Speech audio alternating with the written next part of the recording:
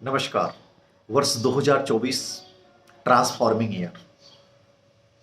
जीवन उसी समय से बदलना शुरू हो जाता है जब तुम उस बदलाव के लिए मानसिक रूप से तैयार हो जाते हो। मैं आज 5 स्टेप की बात करूंगा और वो स्टेप आपको वर्ष 2024 में फॉलो करने हैं। कैसे फॉलो करने हैं तो आप जानते हैं, बट मैं उम्मीद करूंगा कि ये 5 कदम यदि तुमने अपने जीवन में लेके आ गए तो बदल जाएगा। मैं कई बार बच्चों से बात करता हूं तो कहते हैं कि सर जनवरी तो गई, अब क्या होगा। जो गया उसके ऊपर तुम सोच के यदि तुम अपने वर्तमान को गंवा रहे हो तो तुमसे अधिक मूर्ख कोई नहीं हो सकता। पूरा 2024 जाने के बाद तुम 2025 में कहोगे सर अब हमें करना है।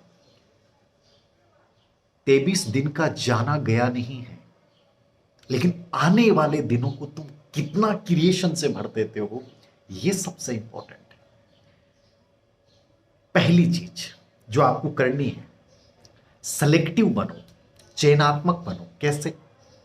आप में से कई बच्चे कहते हैं कि सर मैं निर्णय नहीं ले पा रहा हूं कि मुझे क्या करना चाहिए। एक के साथ जो तुम्हें लगता है कि ये बेहतर है, मुझे इसमें करना चाहिए, मेरे में इसमें कैपेसिटी है, मेरे में एबिलिटी है, मेरा नजरिया है इसके प्रति, मेरा इंट्यूशन इसके प्रति आ रहा है, उसके साथ चाहिए। आपको बुक्स का सिलेक्शन लेना है, वहां भी सिलेक्टिव बनिए। लक्ष्य आपको चुनना है, वहां भी सिलेक्टिव बनिए। आपको मेंटर्स चुनने हैं, वहां भी सिलेक्टिव बनिए। आपको दोस्त चुनने हैं, वहां भी सिलेक्टिव बनिए। सोशल मीडिया का इस्तेमाल कर रहे हैं, वहां भी सिलेक्टिव बनिए। ऐसा नहीं है कि 20 ग्रुप ज्वाइन कर रखे। जितनी अधिक सूचनाओं की अधिकता आएगी, तुम्हारे सिलेक्शन की, तुम्हारे सुंदर भविष्य की संभावनाएं उतनी कम हो जाएंगी। जितने भी बड़े लोग सक्सेसफुल बने हैं, उन्होंने एक सीमित विकल्प के साथ अपने आप को आगे बढ़ाया है, तब जाके वो बेहतर कर पाए हैं। ना कि उन्होंने हजारों चीजों को चुन लिया कि हम कर लेंगे, बेहतर हो जाएगा।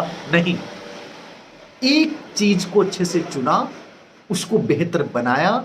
इसलिए चाहे दोस्त चुनने हो, चाहे किताबें चुननी हो, चाहे विषय वस्तु चुननी हो, चाहे सोशल मीडिया चुनना हो, कुछ भी चुनना हो, वहां सिलेक्टिव बनिए।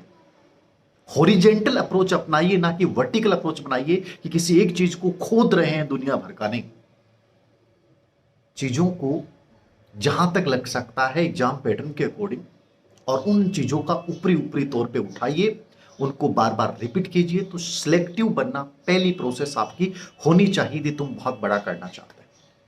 नंबर 2, पूर्वाग्रह को छोड़े, अपने 22 को छोड़े। मैं कई बार बच्चों से बात करता हूं, वो बच्चे कहते हैं कि सर क्या मैं अभी से प्रिपरेशन करूं तो क्या मेरा हो सकता है? सर मेरी तो अभी उम्र ही नहीं हुई है, क्या मैं पहले प्रयास में सिलेक्शन ले सकता हूं? सर मेरी उम्र तो बहुत ज्यादा हो गई है, मैं पिछले कई सालों से प्रिपरेशन कर रहा था बट सिलेक्शन नहीं हो रहा था। तो क्या आपको लगता है कि 38 वर्ष की उम्र में किया जा सकता है?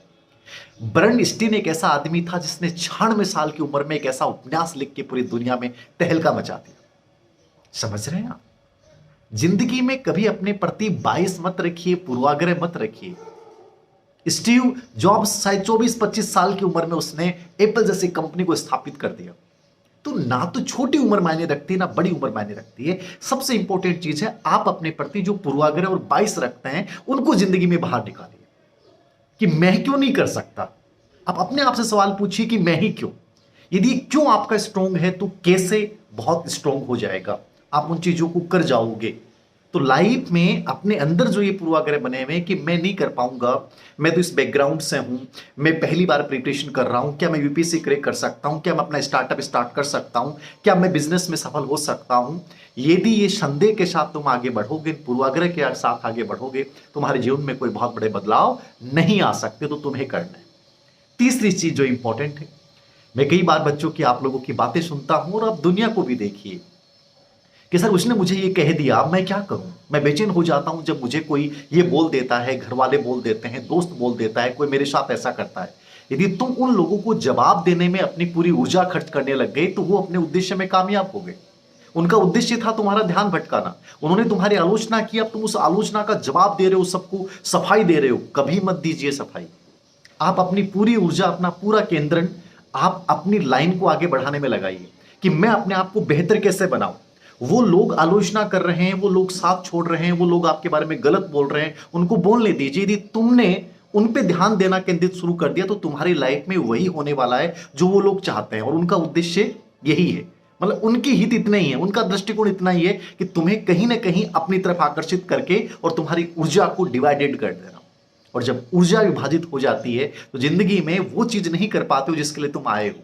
तो अपनी पूरी ऊर्जा को वहीं लगाइए जहां आपको आगे बढ़ना है, ना कि उन लोगों पे लगाना है, उन गलत बातों पे लगाना है जो आपके बारे में प्रचारित की जा रही हैं, आपको गलत सिद्ध करने का प्रयास किया जा रहा है। इस पे आपको कतई ध्यान नहीं देना है।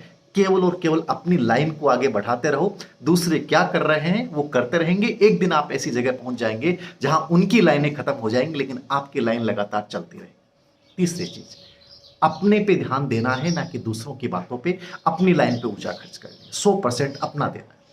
चौथी चीज, कोई भी विकल्प सर्वश्रेष्ठ नहीं होता कि सर मैंने चुन तो लिया बट मुझे डर लग रहा है कि मैं फेल हो गया। तो कोई भी विकल्प सर्वश्रेष्ठ नहीं होता, हम उसे सर्वश्रेष्ठ बनाते हैं।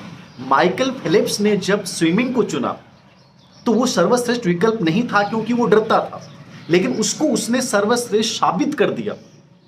समझ रहे हैं आप? हेनरी फोर्ड ने जब 45 साल की उम्र में पहली टी कार बनाई, वो उस समय विकल्प सर्वश्रेष्ठ नहीं था, बट उसने अपने उस विकल्प पे इतनी मेहनत की कि उसको सर्वश्रेष्ठ बना दिया।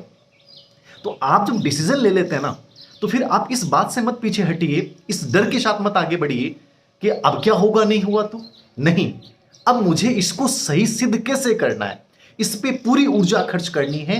तो अपने विकल्प को चुनने के बाद उसे सर्वश्रेष्ठ बनाने पे प्रयास करें, ना कि इस डर के साथ कि मैं फेल हो गया और असफल हो गया तो कभी सक्सेस होगे नहीं आप। तो पूरी ऊर्जा उसको सर्वश्रेष्ठ बनाने पे खर्च करनी है, ना कि इस बात के ऊपर खर्च करनी है कि सर डिसीजन तो ले लिया, गलत हो गया तो दुनिया क्या बोलेगी, बोलने दीजिए। और पांचवी और अंतिम चीज मैं आज आपको बताने जा रहा हूं, टाइम को रिक्रिएट कीजिए। अब रिक्रिएशन का मतलब क्या है? 24 घंटे हैं आपके पास हैं, आप तक 23 जनवरी तक आपने टाइम वेस्ट कर दिया होगा, आज का दिन भी हो सकता है वेस्ट कर दें।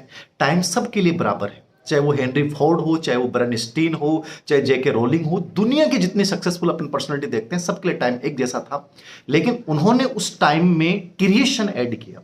जैसे मान लीजिए आज आप मेरा वीडियो देखेंगे, वीडियो देखने के बाद आपके ऊपर कोई असर नहीं होता, आप नॉर्मल लाइफ जो जी रहे थे वही करेंगे। और एक ये होगा कि आज के इस वीडियो को देखने के बाद अपनी दिनचर्या को व्यवस्थित करेंगे। आप ये चीजें तय करेंगे कि मुझे बेटर कैसे बनना है, अपनी पूरी ऊर्जा अपने जीवन लक्ष्य को प्राप्त करने में, अपने आप को बेहतर बनाने में लगा देंगे। तो टाइम क्रिएट हो रहा है, उस टाइम में आप चीजें क्या जोड़ रहे हैं। जैसे अभी 1 घंटा जा रहा है, आज का दिन शाम तक चला जाएगा, लेकिन इस टाइम के साथ शाम को जैसे गया, जैसे कल आपका दिन गया था और आज का दिन जाएगा, आज के इस दिन में यदि आपने 4 नई चीजें जोड़ ली, 4 बेहतर चीजें जोड़ ली, 4 पॉजिटिव नजरिए जोड़ लिए, तो टाइम रिक्रिएशन हो गया है, वो क्रिएट हो रहा है टाइम। और भविष्य आपको इसके लिए धन्यवाद देगा कि यार तुमने उस समय बहुत बेहतरीन डिसीजन लिए। तो टाइम को क्रिएट करना सीखें, उत्साह के साथ इसको बिताएं, ना कि ये सोचें कि हमारे जीवन में तो कुछ बेहतर होने वाला नहीं है, यही चीजें चल रही हैं, यही चलना नहीं। इस टाइम को हमें क्रिएट करना है, अपने अकॉर्डिंग बनाना है, क्योंकि वो अपनी गति से आगे चलेगा, लेकिन हमें उसमें इतनी गति और इतनी उत्पादकता भर देनी है कि आने वाला टाइम तुम्हें थैंक्स बोलना शुरू कर दे। ये 5 कदम यदि तुम अपनी लाइफ में अपनाते हैं तो मुझे विश्वास है कि वर्ष 2024 जो ट्रांसफॉर्मिंग ईयर मैंने घोषित किया है वो बदलाव तो लेके आएगा। तुम खुद अंदर से बोलना शुरू कर दोगे कि सर मैं एक बेहतर इंसान बनने में, सक्सेस कोई बहुत बड़ी चीज नहीं है, लेकिन आप जब अपने आप को बेहतर बनाना शुरू कर देते हैं, वहां से सब चीजें आपके पास अपने आप आना शुरू हो जाती हैं। तुम्हें उनको बुलाने की आवश्यकता नहीं होती है। तो चीजों को आकर्षित करें, सफलता को आकर्षित करें, और इसको आकर्षित करने के लिए तुम्हें अपने आप को यह बताना होगा कि मैं ही क्यों, मैं ही इस लायक क्यों, मैं ही 2024 में बेहतर क्यों करूं। तो अपने क्यों को स्ट्रांग बनाते हुए इन 5 कदमों को अपने जीवन में अपनाइएगा।